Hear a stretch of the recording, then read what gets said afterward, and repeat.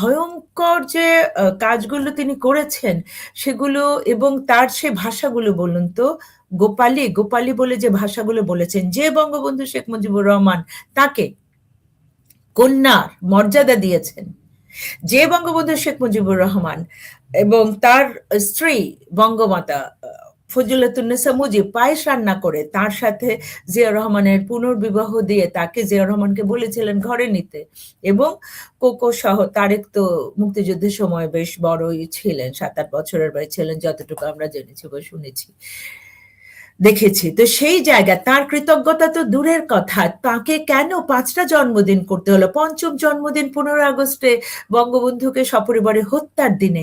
এই বিবেকবোধটা কি তার কি একেবারে এতটুকুও কি বিবেকবোধ থাকা উচিত ছিল না?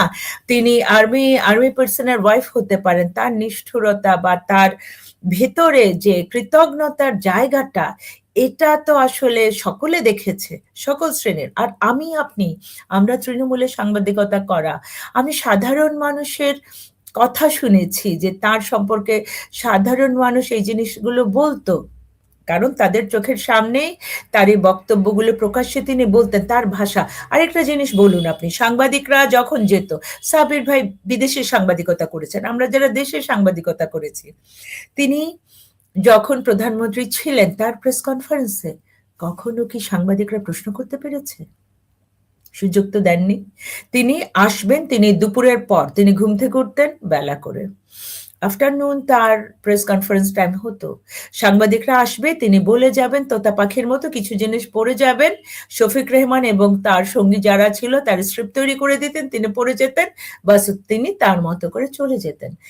একজন একজন প্রভাবশালী নেত্রী হতে পারেন, তার জনপ্রিয়তা ছিল, তার কথা যে 90-এ যখন হাসিনা খালেদা একসঙ্গে গেছেন স্বৈরাচার বিরোধী আন্দোলনে, সেই জায়গা থেকে মানুষের একটা এক্সপেকটেশন ছিল। কিন্তু তিনি ক্ষমতায় আসবার পর 91 থেকে 95 সাবির ভাই বলছেন, কিন্তু 91 থেকে 95 আপনি স্মরণ করে দেখুন, যে পরিমাণ শিবিরের ছেলেরা যে পরিমাণ হত্যাযজ্ঞ চালিয়েছে, একবার আপনি খেয়াল করে দেখবেন গণমাধ্যম এবং সংসদের, জাতীয় সংসদের বিএনপির নেত্রীরা দাবি তুলেছিল জামাতকে নিষিদ্ধ করতে, কেননা ছাত্র দলের বিএনপির প্রচুর কর্মী নেতাকে হত্যা করেছিল জামাতের ছেলেরা। তখন প্রথম জামাত নিষিদ্ধ করার দাবি, তার আগে তো বঙ্গবন্ধু জামাতকে তো নিষিদ্ধ করেইছিলেন মুক্তিযুদ্ধের পর যাদেরকে পুনর্বাসন করেছিল জিয়াউর রহমান। এই যে খালেদা জিয়ার এই ধারাবাহিকতা, তার পরিবার এবং তার পারিবারিক, তার যে হচ্ছে গিয়ে 1 টাকা দিয়ে তিনি যে ঘরটা, ব্রিটিশ আমেরিকান টোব্যাকোর যে ঘরটা ছিল ওটা, গুলশানের বাড়িটা, তার সঙ্গে হচ্ছে গিয়ে ক্যান্টনমেন্টের বাড়ি, এখন আপনার স্বামী মারা যাওয়ার পর আপনি ক্যান্টনমেন্টের বাড়িটা দখল করে রাখবেন কতটা? আপনার একটা মাত্র ছেলে কোকো আপনার সঙ্গে আছে, নীতিগতভাবে আমি কারোর সঙ্গে তুলনারই দরকার নাই।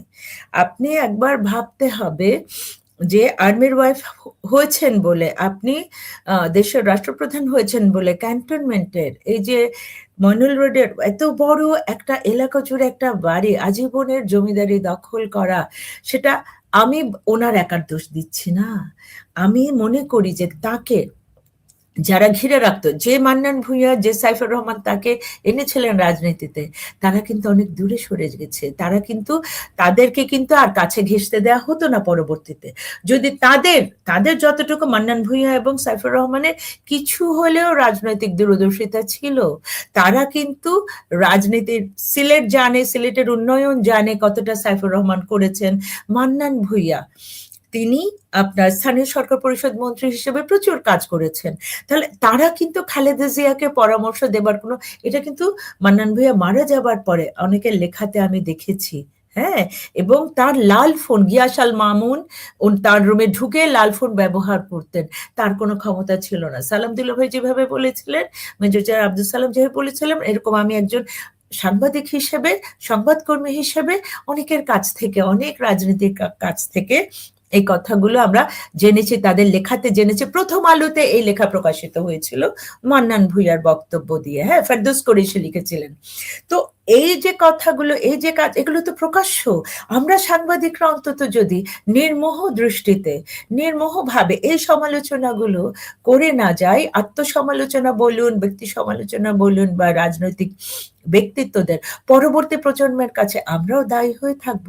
সত্য বচন এবং সত্যের উন্মোচন আমি মনে করি আমাদের গণমাধ্যম কর্মীদের দায়িত্বের মধ্যে পড়ে। এবং এখন এই যেটা আপনি বললেন যে মিডিয়ার দাসত্ব, সত্যি ভীষণ লজ্জাস্কর এবং ক্ষতিকর, সর্বনাশা। আপনি গণমাধ্যম, হ্যাঁ হতে পারে গণমাধ্যম যদি সরকারের, যেমন ধরুন যে ভারতের মিডিয়াকে বলে গদি মিডিয়া, মোদি মিডিয়া, গদি মিডিয়া, এই নামটা সকলে বলে। এই যে আপনি একটা সরকারের একেবারে মুখপাত্র সবগুলো মিডিয়াকে হতে হবে, বা অধিকাংশ মিডিয়াকে হতে হবে, এবং সেই জায়গায় এরকম করে নির্লজ্জ দাসত্ব করতে হবে যা তিনি নন, যেটা তিনি নিজেও বলেননি, সেটা যদি তাকে নিয়ে বলেন, বরঞ্চ সমালোচনার মধ্যে দিয়ে, অন্যান্য সবার মধ্যে দিয়ে তার যতটুকু ভালো মন্দ ছিল সেটা নিয়ে বললে সমস্যাটা তো আসলে থাকে না। ধন্যবাদ সুলতানা। সুলতানা মিউট। সাব্বির মুস্তাফা, আপনার নিশ্চয়ই মনে আছে 111 সরকার আসার পরে দুটো গণমাধ্যম বলল এই সরকার আমাদের সরকার, রাইট? দুটো গণমাধ্যম, মানে আপনি কি তাদের ডেইলি স্টার এবং প্রথম আলোর কথা বলছেন? জি, হ্যাঁ, নাম ধরে বলেন। ডেইলি স্টার প্রথম আলো। টিপ কেন? আচ্ছা, ডেইলি স্টার প্রথম আলো বলতে একটু খারাপ লাগে, আফটার অল না, আপনি যদি তাদেরকে নিয়ে কথা বলতে নিজের চান, পত্রিকা যেখানে কাজ করেছেন এই জন্য বলছে আর কি। হ্যাঁ, আমার একটা ভালো লাগার জায়গা তো ছিল। যাই হোক, এই জন্য এখন বললামই আপনাদেরকে। এবং তারা, আপনি দেখুন, ধরেন তারা 1/11 সময় বললেন যে এই সরকার আমাদের সরকার, এবং তাদের বিরুদ্ধে 1/11 যে পট পরিবর্তন, এটির বিরুদ্ধে সরাসরি অভিযোগ তাদের বিরুদ্ধে আছে। গত 15-16 বছর আওয়ামী লীগের শাসন আমলে আপনারা নিশ্চয়ই দেখেছেন যে প্রেস কনফারেন্স গুলো কতখানি হাস্যস্কর এবং তোষামোদীপূর্ণ প্রেস কনফারেন্স হতো শেখ হাসিনার আমলে, রাইট? এবং এই ইউনূস সরকার আসার পরে আপনি দেখেন, ইউনূস সরকার হয়তো কোনো প্রেস কনফারেন্স করেননি, কিন্তু এই দুটি গণমাধ্যমই, ধরেন ডেইলি স্টার, প্রথম আলো, তারা কি ন্যাক্কারজনক ভাবে কলাম লিখলেন, এডিটোরিয়াল লিখলেন, please don't go, right? So এখন আবার যখন তারা এনসিপি কেও, এই নাহিদ ইসলাম, সার্জিস আলমদেরকেও ব্যাপক তোষামোদ করেছেন। হ্যাঁ, এই দুটি গণমাধ্যমের কথা আমি বলছি পার্টিকুলারলি, কারণ তারা তো বলা যেতে পারে বাংলাদেশের গণমাধ্যমের এক ধরনের স্ট্যান্ডার্ড নির্ধারণ করে দিয়েছেন। সো আরো অনেকেই আছে, কিন্তু তাদের কাছে আমাদের যেহেতু প্রত্যাশাটা বেশি, সুতরাং তাদেরটাই আমি শুধু নাম ধরে বললাম, অন্যদেরকে নাম ধরে বললাম না। সো আপনি দেখুন, তারা জামাতেরও কিন্তু ব্যাপক গুণগান প্রত্যক্ষ পরোক্ষভাবে গেয়েছে। এমনকি এই যে মব ছাত্র জনতা নাম দিয়ে তারা প্রকৃত অপরাধীকে আড়াল করেছে, ছাত্র জনতা নাম দিয়েছে, তারা কিন্তু কখনোই এই মবের পেছনে কারা তাদের কথা উল্লেখ করেনি। আগে যদি হতো, যদি রাজনৈতিক সরকারের আমলে হতো, তাহলে ওই ছবি ধরে ধরে তাদের প্রত্যেকের নাম, পরিচয়, কোথায় কি, কোন দলের সঙ্গে সংশ্লিষ্ট, সব কিন্তু তারা প্রকাশ করতেন। কিন্তু এইবার তাদেরকে সেটা আমরা করতে দেখিনি। উপরন্তু এখন যখন ডেইলি স্টার, প্রথম আলোতে আগুন দেওয়া হলো, তখন আমরা দেখলাম তারা ঢালাও ভাবে প্রকাশ্য বিএনপির প্রতি সমর্থন জানালেন, তারেক রহমানের প্রতি সমর্থন জানালেন। সবশেষ খালেদা জিয়ার মৃত্যুর পরে তাকে নিয়ে যে ঢালাও একটা, তাকে একটা মহামানবের স্তরে, মহামানবীর স্তরে নিয়ে যাওয়ার প্রয়াস, এই কি সবই একই সূত্রে আমাদের গণমাধ্যমের যে কি বলবো, যে আমাদের যে নতজানু নীতি, আমরা যেই ক্ষমতায় আসে তাকে স্যালুট দিতে থাকি, হ্যাঁ, সেইটি দিয়ে আমরা কিভাবে স্বাধীন গণমাধ্যম প্রত্যাশা করতে পারি? আপনি দেখেন ডেইলি স্টার এবং প্রথম আলো কিন্তু একসময় বিএনপির দুর্নীতি 2001 থেকে 6 সাল বিশেষ করে বিএনপির দুর্নীতি যেভাবে ফাঁস করেছে, আর কোনো মিডিয়া কিন্তু সেটা করেনি।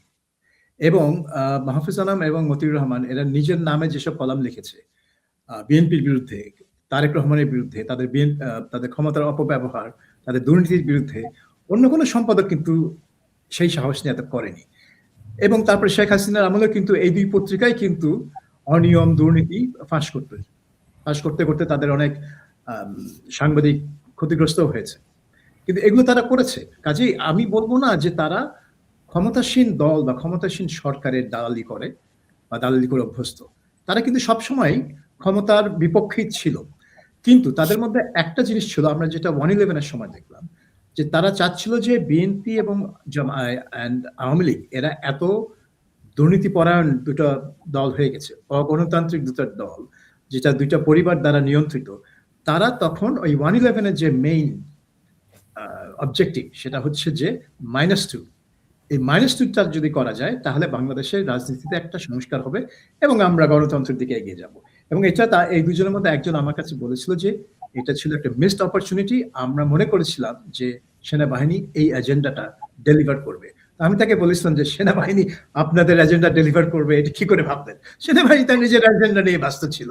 হ্যাঁ, তো এই ভুলটা তারা করেছিলেন। তারা মনে করেছিলেন যে সেনাবাহিনী তাদের এজেন্ডা, এবং এটা কার এজেন্ডা? এটা শুধু এই দুই পত্রিকার না, এখানে আমরা তার আগের বছর দেখেছি সিপিডি এবং অন্যান্য একটা ইটস নট আ ক্রাইম। আপনি একজন পত্রিকার সম্পাদক, আপনি একটা রাজনৈতিক দলের নেত্রীকে আপনি অপসারণ করতে চান, তাকে দূর করে দিতে চান, it's a crime. It's not a crime, it's not a crime. Why not? It's not a crime. কোন আইনে ক্রাইম? তারা যেটা না করছে না, গণমাধ্যম দায়িত্ব নেবে সাবির ভাই, গণমাধ্যম দায়িত্ব দান সাবির ভাই, আপনি হয়তো আইন দিয়ে বিষয়টি করতে ব্যাখ্যা করতে পারবেন না, কিন্তু কিন্তু কিন্তু গণমাধ্যম তো শুধুমাত্র আইন দিয়ে চলে না, এখানে নৈতিকতা সবচেয়ে বড় একটা ফ্যাক্টর। সেই নৈতিকতার জায়গায় ইটস আ ক্রাইম।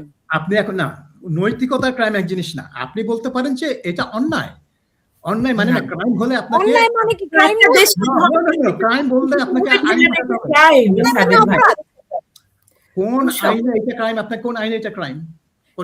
তাহলে অন্যায় যদি বলেন তাহলে এটা অপরাধ না। অন্যায় আর অপরাধ কিন্তু এক জিনিস না। অপরাধে আপনার জেল হতে পারে, আপনি অন্যায় করলে কিন্তু আপনি আপনার শব্দের মার কাছে বললাম এটা অন্যায় অনৈতিক। সাংবাদিকতা নির্ধারিত হয় নীতি নৈতিকতা দিয়ে। আপনি বলতে পারেন যে আইন দিয়ে নয় সব সময়। আপনি বলতে পারেন যে কোন রাজনৈতিক দলের কে নেতা থাকবে, কোন পরিবার নেতৃত্ব দেবে, এটা ঠিক করার দায়িত্ব পত্রিকার না। এটা আপনি, এবং এই ভুলটা এই দুই পত্রিকা করেছিল এই প্রক্রিয়ার সাথে জড়িত হয়, এবং এটা যে ভুল তারা কিন্তু সেটা পরবর্তীতে স্বীকারও করেছে।